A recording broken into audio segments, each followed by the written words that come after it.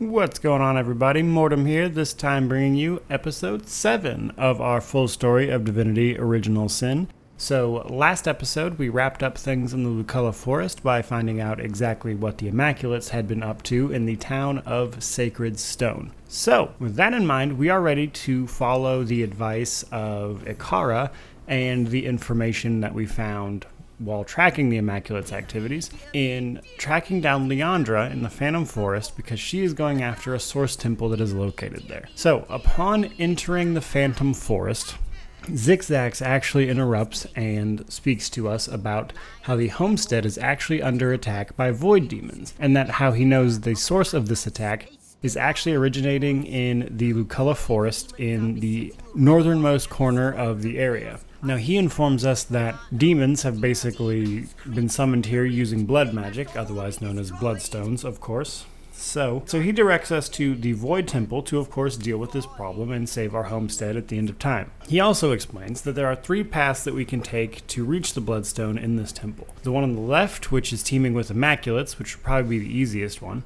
The middle path, which has less enemies, but they are giant demons who are only vulnerable to tenebrium. And then the right path, which is full of environmental risks, like lava, which basically means instant death. So, with that in mind, we rush off to the Void Temple to solve this problem as it pops up. So, this is pretty easy. I prefer to take the left path and kill everything. All you have to actually do is reach the Bloodstone at the end of the path. And once you destroy it, all of the demons and enemies then disappear, and Zigzax informs us upon returning to the homestead that they've finally pieced together the last of the Source Hunters' history as the Guardians of the God Box. So, here is that cinematic for you.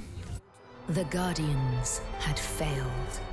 Source was tainted, the Void was loosed, and all that stood between Rivellon and annihilation was Astarte herself. Overcome by guilt, they hoped to undo their failure by undoing reality itself. And so, they ripped their threads from the tapestry of time, so becoming unknown to history and unknowing of themselves for all eternity.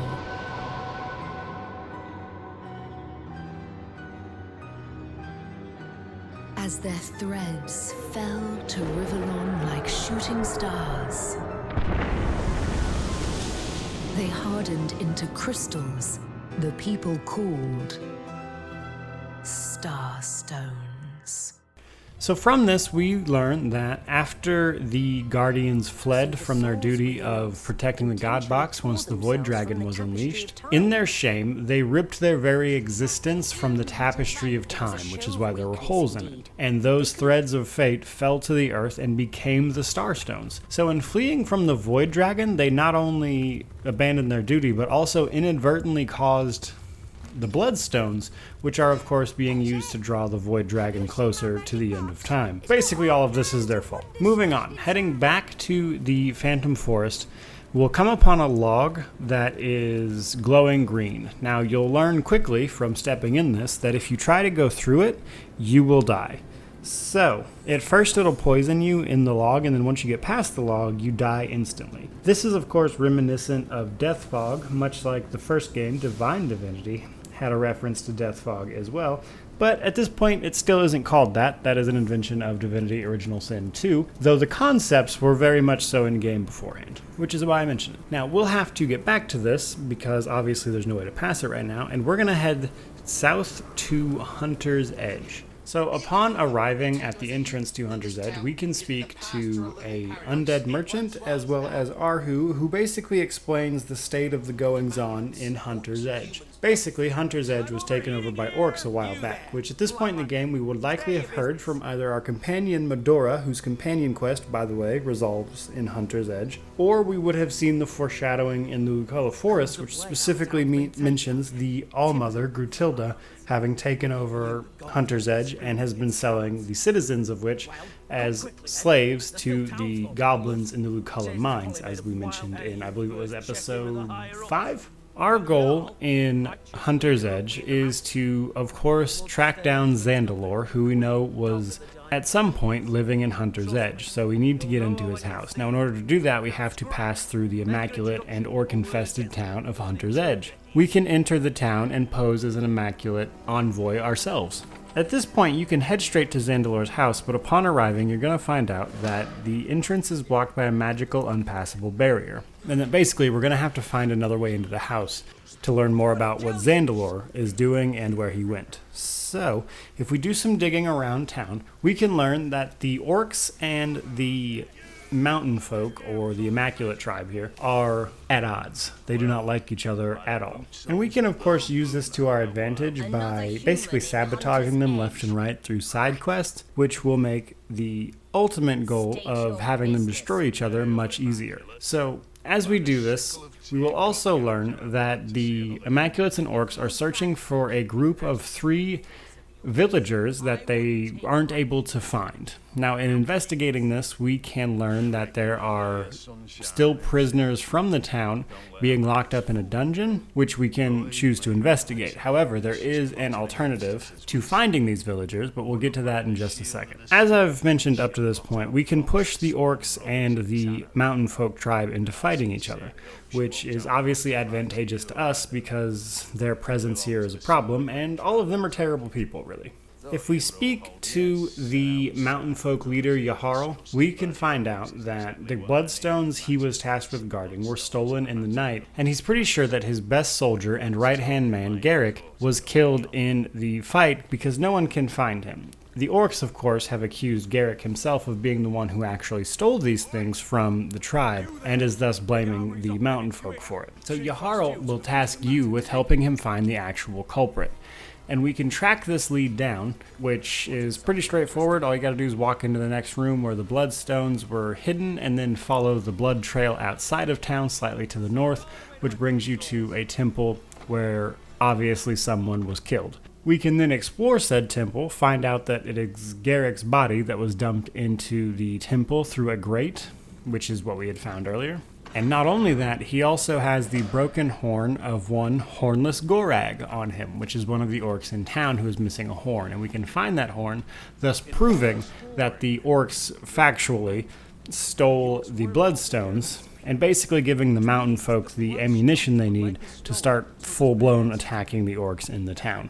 I tell you that, but this is actually mostly just a side quest, but it's heavily involved in the area of Hunter's Edge, so I just wanted to go ahead and get it out of the way. And then, of course, at this point, we can report back to Yaharl, who openly attacks the orcs, and then you can basically clear out the town of all of the enemies that way. And while that's fun, it doesn't really solve our problem of needing to get into Zandalor's house, which requires us to find the villagers, because they had actually worked for Zandalor prior to the invasion of the orcs. Now, the most fun way, in my opinion, to find these villagers, naturally, is actually through the use of the Pet Pal perk. In exploring the town, we can find out that the orcs have employed an orc known as the Rat Catcher to find these villagers. The Rat Catcher is doing so by basically using hordes of rats to sniff them out. Now, if we use the Pet Pal perk, we can talk to the cat in the middle of town called Janixa. Janixa will tell us that she actually is the cat of the family that is in hiding from the orcs and the mountain folk. And as such, Janixa will ask us to kill the rats for the rat catchers. So what we can do then is do exactly that, kill some of the rats we find around town. Once we kill a rat in town, all of them will scurry back to their nests, and we're forced to find a more creative way to deal with them. So all around town there are these rat holes everywhere. So what you can do is get a block of cheese and a vial of poison from the tavern in town, combine the two to make poison cheese, and set that outside of one of the rat holes in town, and the rats will eat it, they'll die of poison, and then you will actually be confronted by the Rat King. The Rat King will then, ask you to kill Janixa the cat, which you can do. Or you can, of course, kill the Rat King for Janixa, who will then tell you where her family is hiding. Or, alternatively, you can help the Rat King by killing the cat, thus helping the Rat King succeed in his mission of finding the family. However, this will result in their death, just so you know. If you do this, you are very much so helping the evil people kill captives that they had been searching for. Whereas if you kill the Rat King, you can choose to, be the good guy and thus save the family from the orcs and mountain folk that they're hiding from. So just some stuff to keep in mind. Now, either way, both of these options, you will find out that the entrance to the hiding place is actually hidden under a giant boulder behind the house of the family that is hiding. And that the key to the hatch under that rock is actually in a beehive behind Zandalor's house. So we can go get that key, go destroy the boulder that is hiding these people, enter their hideout, and then speak with that family themselves. Now, they actually have a lot of good information for us. We can explain that we are here on Ikara's behalf searching for Zandalor, and we can prove this by giving them a ring that Ikara gave us to prove to them that this is the case. Basically just to prove that we're with Ikara and Zandalor. And once they receive this ring, this family will actually give you a bunch of information that Zandalor told them before he ran off to the Source Temple. And that basically he was headed to the Source Temple, and that in order to enter the Source Temple, we need a rune from an entity known as the Spirit of the Forest, because that's the only way you can actually enter into the Source Temple. And then from here, this family explains that there's a teleporter in the room with them that you can use to enter Zandalor's house. Now, once you do this, you're immediately going to set off a bunch of traps. You have to head upstairs, hop through some more little hoops, and then you can hit a lever which disarms the traps. And here you will find an amulet that will protect you from the death fog-like substance in the log that I mentioned towards the start of the video. This is paramount that we pick this up. We will need it. We have to have it to get through there without dying or other alternative means that are a pain. So we want to pick up this amulet. And then at that point, we can, of course, head back to the family downstairs past the portal back into the little cave hiding spot they're in. And then once we speak to them and we tell them that the path out is clear, if we haven't gotten rid of the orcs and the mountain folk yet, they will go to the way shrine in Zandalor's house and escape that way.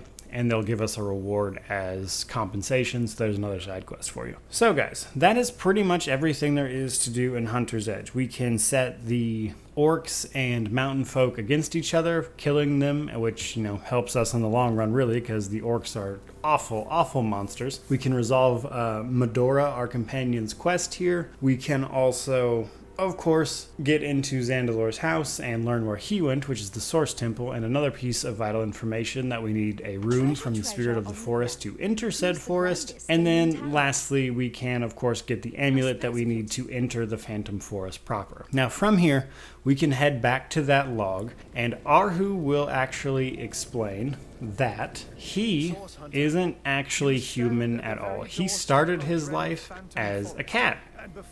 A cat who just so happened to befriend Cassandra, the twin sister of Brachus Rex, which we found out about in episode, I believe it was, 3. Now, Arhu is telling us this information before we enter the Phantom Forest proper, because he knows that Cassandra, who was turned into a lich, is actually the Phantom of the Phantom Forest. She's the reason it is called the Phantom Forest, and the forest is her domain, and we're going to have to deal with her to pass through it. So guys, that is where we are going to leave this particular episode, episode 7. Next episode, we will probably be exploring what is going on with Cassandra in the Phantom Forest, because we're going to have to deal with her to get to the Source Temple at the heart of it. So, I really hope you guys enjoyed the video. If you did, please let me know in the comment section below. Like, comment, subscribe, do all that YouTube-y stuff. But honestly, just thank you guys so much for watching, and have an amazing day.